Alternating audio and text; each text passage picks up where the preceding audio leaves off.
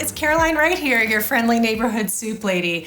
I wanted to teach you this recipe for pasta fagioli. If you were Italian, it would come with a hand gesture, I think. Pasta fagioli. But anyway, I basically grew up in an Olive Garden, and this was my favorite recipe as a kid. This is not that version. This is much fresher and doesn't contain beef. Which is not classic anyway, but just starts with an onion, a carrot, and this is an inner celery heart. This is like if you peeled away all of the, like maybe the first 4 or so ribs, you'd get this like nice leafy core. That's what we want. And that's what starts it off with, some smashed garlic cloves that I just smash with the back of my knife. And then I have this bunch of lacinato kale, also called dinosaur kale or Tuscan kale, and that I tear apart into large pieces. And then into that base goes some nutritional yeast, which I think replaces, like a rind of a Parmesan thrown in, but since we're vegan, we're not gonna do that. And a nice generous pinch of red pepper flakes and a fresh bay leaf. That's kind of like how we get our lovely broth flavor. And then in go some Great Northerns, or you could substitute cannellini beans. And I found these very, very cute rice pasta shells, but some sort of like small macaroni would also be lovely. I am gluten-free, so that's why these are gluten-free too. I can't wait to show you how it all comes together. So we're gonna start building our flavor with some olive oil, of course. Chopped onion,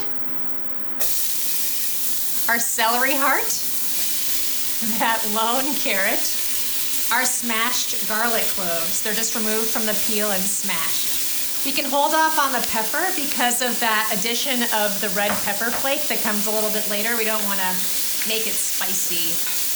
In the cookbook, I call for an arbol chili, which is oftentimes what pepper flakes are made from. So you could just put a dried chili in there and take it out later, which is a fun way to do it. So what we're looking for here is for all these vegetables to become tender. A little bit round is okay. And then we go ahead and afterwards we'll add some more flavors.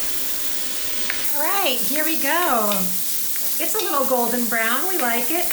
Lots of flavor. So now I'm gonna add that pinch of red pepper flakes, my bay leaf, and that this is nutritional yeast. But if I wasn't a vegan right now and making vegan soup recipes for my friends, I would maybe add a Parmesan rind at this point. And then I go ahead and add the rest of my ingredients. We've got a large can of diced tomatoes. And this is that bunch of lacinato kale that I just peeled into large pieces. The stems of lacinato kale are just like nice and crunchy.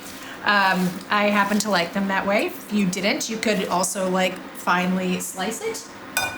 And again, I have my 1 cup of Great Northerns that I have soaked overnight, but you could use cannellini beans if you prefer.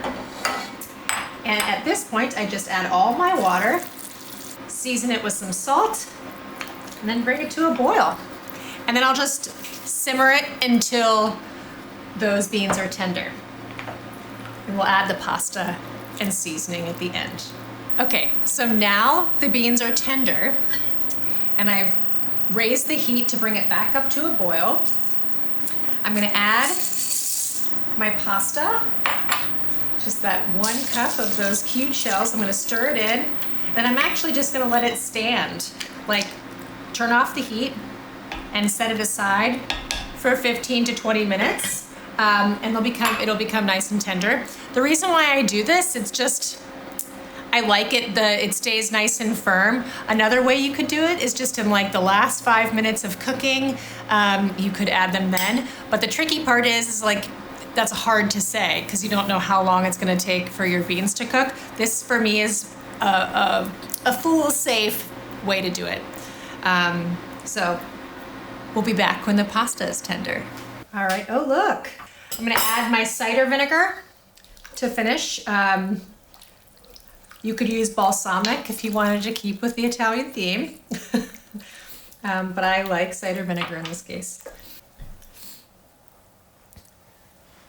And if you had a variety of diners at your table, you could put out some like grated parm, pepper flakes, a drizzle of olive oil is delicious to top this too.